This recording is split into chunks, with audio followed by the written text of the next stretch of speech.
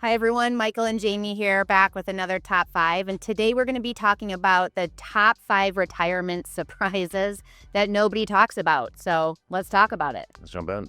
Okay, number 5, tax changes. Why is this a big deal? Why do we care, Michael? Well, when you stop working, the assumption is probably that your tax rate's going to go down. But between required minimum distributions from IRA retirement accounts kicking in your 70s, Social Security, and maybe some part-time work even, it's not uncommon that clients that we work with have more income in retirement than they did in their working years. Yep. So planning for that, understanding the nature and structure of your accounts, and the longer runway you have to look at this ahead, you can utilize things like maybe Roth conversions before Social Security kicks in. There's a lot of different strategies that you can have, but the assumption that, I'm going to, have a lower income tax liability in retirement often is not the case. Yep. And Medicare even can be a surprise sometimes for people because of what's called IRMAA. What's IRMAA, Michael? So there's a 2-year look back with regards to your Medicare premiums that depends on what your income is. And so you don't want to get surprised by that. It can be several $100s a month, depending on where your income falls, just based on the Medicare costs. So yeah, planning on all this together and looking at what thresholds you want to stay within is critically important in retirement. Yep. So if you thought all those fun tax surprises were over because you're not working anymore, surprise. Think again. But they're not. All right, number 4, healthcare costs. This is often a surprise of people. A lot of times people want to retire early, but they are unequipped or unknowledgeable about what healthcare actually costs. Why is this, Michael? That's a great point, because there's often a gap. Let's say that you retire at 60, you don't qualify for Medicare until age 65, where you're responsible for covering your own healthcare costs on the exchange. Alternatives could be like a Medishare program. That's something that I personally utilized up until recently for many years, had a lot of success with, but that can be upwards of, for a married couple or even a family of, $20,000 to $30,000 a year. So it's something that you've got to plan for. Moreover, the costs associated with healthcare over the long term have inflated above CPI, broad gauge of inflation over time. So at least when we're building financial plans, we're looking at a 5+% compounding inflation rate for healthcare costs, let alone you start to think about things like long-term care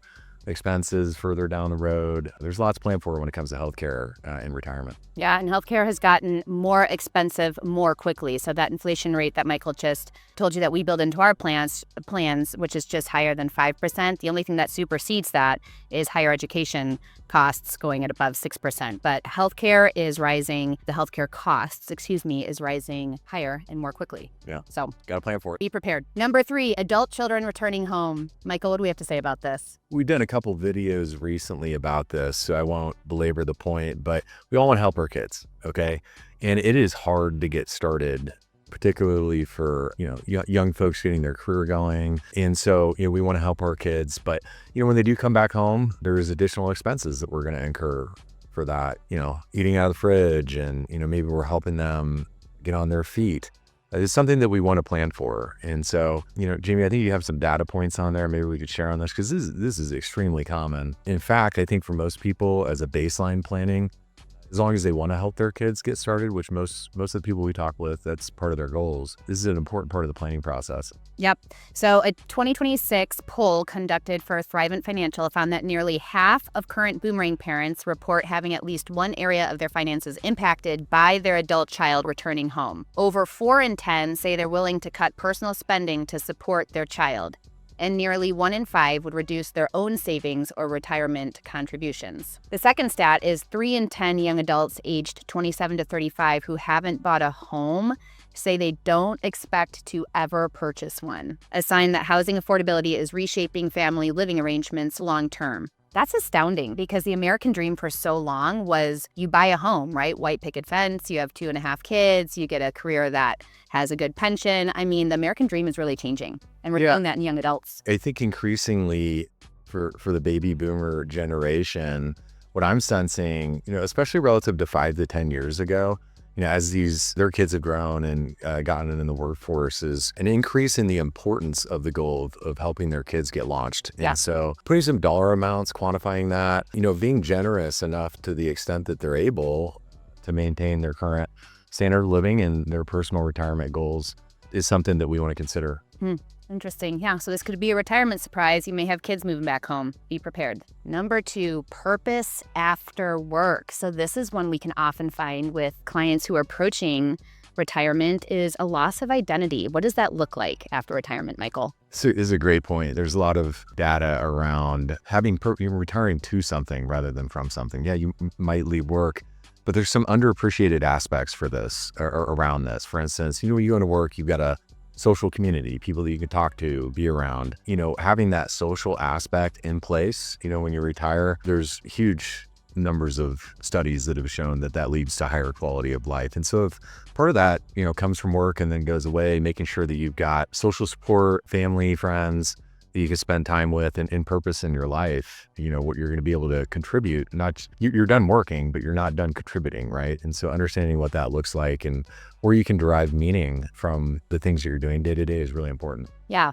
Retirement is, a lot of people have 30 plus years to live in retirement. So this is a whole other chapter of your life. It's a whole next season. So when we have clients, we will ask really intense questions about when people are approaching retirement, about retirement. What do you expect to do? And if the answer is just, oh, I can't wait to golf. I'm going to golf every day. I'm going to sleep in. We really help dig in with clients because after about 6 weeks, clients are like, oh, we're bored of golf. Well, now what, right? So a loss of purpose can be a really, really big surprise if you're not prepared for that going into retirement. Yeah. Okay, number 1, this has been, if you've watched Michael and I's top 5s for some time, you will see that this is actually a pretty common number 1 for our top 5. So pay attention. Number 1 surprise for people in retirement is spending too little. What?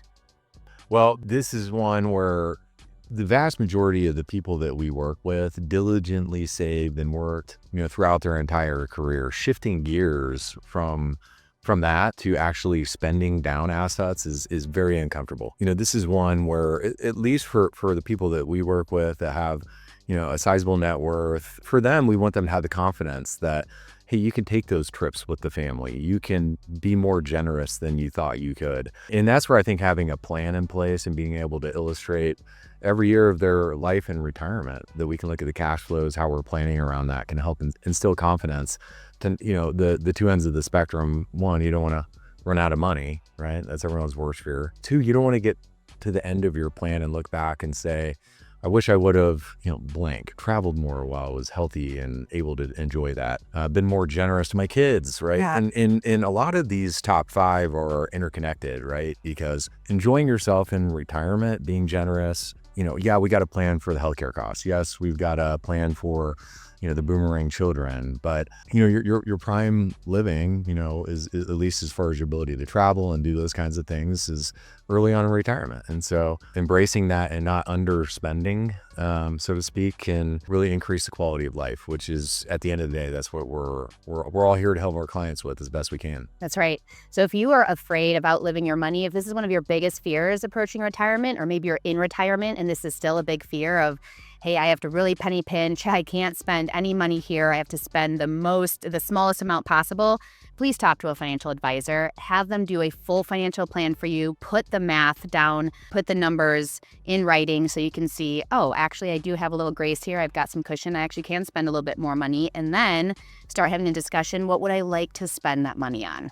What is my desire? What is my purpose here? Mm-hmm. All right, so that's our top 5 this week. Top 5 retirement surprises nobody talks about, from number 5 to number 1. Number 5 was tax changes. Number 4 was healthcare costs. Number 3 was adult children returning home.